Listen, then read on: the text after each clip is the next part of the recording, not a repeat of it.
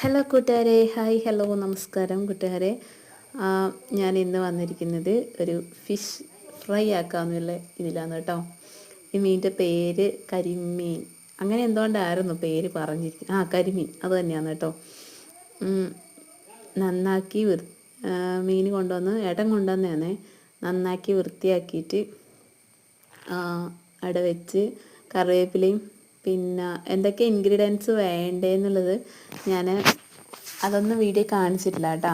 ഏട്ടനും ഞാനും കൂടെ ആയതുകൊണ്ട് ഏട്ടൻ ഇടയ്ക്ക് ഫോൺ പിടിക്കും, ഇടയ്ക്ക് ഞാൻ പിടിക്കും. അപ്പോൾ ആ സമയം ആയതുകൊണ്ട് ഞാൻ മീനിൻ്റെ വൃത്തിയാക്കുന്ന സമയത്ത് ഏട്ടന് വേറെ എന്തൊക്കെയോ ചെയ്യുന്നുണ്ടായിരുന്നേ. കുറച്ച് വീഡിയോ ഒക്കെ എടുത്ത് വെച്ചിട്ടുണ്ടായിരുന്നുള്ളൂ. അതുകൊണ്ട് എന്താ ചെയ്യേണ്ടതെന്നൊന്നും മനസ്സിലായില്ല. എൻ്റെ ആദ്യത്തെ ലോങ് വീഡിയോ ആണ് കേട്ടോ. അപ്പോൾ മീൻ വൃത്തിയാക്കി വെച്ചു. അതിലേക്ക് വെളുത്തുള്ളി, ഇഞ്ചി, ചെറിയുള്ളി, കറിവേപ്പില, പിന്നെ മുളക് പൊടി, മഞ്ഞൾപ്പൊടി, മല്ലിപ്പൊടിയില്ല കേട്ടോ, സോറി മല്ലിപ്പൊടിയില്ല, അതൊഴിച്ച് പിന്നെ ഫിഷ് മസാലയും കൂടെ മിക്സിയിലിട്ട് അരച്ചിട്ടാണ് ഈ പേസ്റ്റ് ഉണ്ടാക്കിയിരിക്കുന്നത് കേട്ടോ. അങ്ങനെ ആ പേസ്റ്റ് ഉണ്ടാക്കി മീനിലേക്ക് തേച്ച് വെച്ചിട്ട് ഇന്ന് ഞാൻ മീൻ വറക്കുന്നത് എങ്ങനെയാണെന്ന് വെച്ചാൽ ഇലയിൽ പൊതിഞ്ഞാണ്. അപ്പോൾ 2 മീനിനും 3 ഉണ്ടായിരുന്നു. അതിൽ 1 ഏട്ടന് കൊടുത്തു കേട്ടോ. ഹസിൻ്റെ ഏട്ടന് കൊടുത്തിട്ടുണ്ടായിരുന്നു. അവർ വറുത്ത് തിന്നോളൂ എന്ന് പറഞ്ഞിട്ട് അങ്ങ് കൊടുത്തു. എന്നിട്ട് ഞങ്ങൾ 2 ഞാൻ കഴിക്കൂല കേട്ടോ. അവൻ്റെ ഇലയിൽ പൊതിഞ്ഞ് ആക്കി തരണേന്ന് പറഞ്ഞു എന്നോട്. ഞാൻ പറഞ്ഞു ഓക്കെ, അങ്ങനെ ആക്കാമെന്ന് പറഞ്ഞു.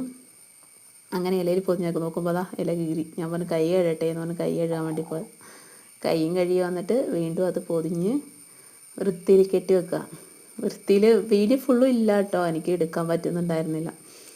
അങ്ങനെ അത് വൃത്തിയിൽ പൊതിഞ്ഞ് കെട്ടി വെക്കുവാണേ.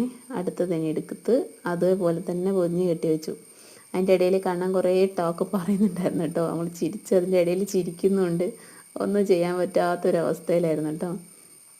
അങ്ങനെ നോക്കും, ഈ വെള്ള പാത്രമല്ലേ, ഇതിലേക്ക് മഞ്ഞൾപ്പൊടിയുടെ പേസ്റ്റ് ഇതൊക്കെ വരുമ്പോൾ ആ വെള്ള പാത്രത്തിൽ നിന്ന് ആ ഒരു കളറില്ലേ, ഒരു റെഡ് കളറ്, അത് പോകുന്നേ ഉണ്ടായിരുന്നില്ല കേട്ടോ. ഇപ്പോൾ കഴിയാകുമ്പോൾ കുറേ അത് പോയി. ഞാൻ സ്ക്രബ്ബറെല്ലാം ഇട്ടിട്ട് ഉരച്ചങ്ങ് കഴുകി എന്നിട്ടേ പോകുന്നത്. അപ്പോൾ ഇതെല്ലാം പൊതിഞ്ഞ് വൃത്തിയാക്കി വെച്ചിട്ടുണ്ട്. ഇനി ചൂടോടെ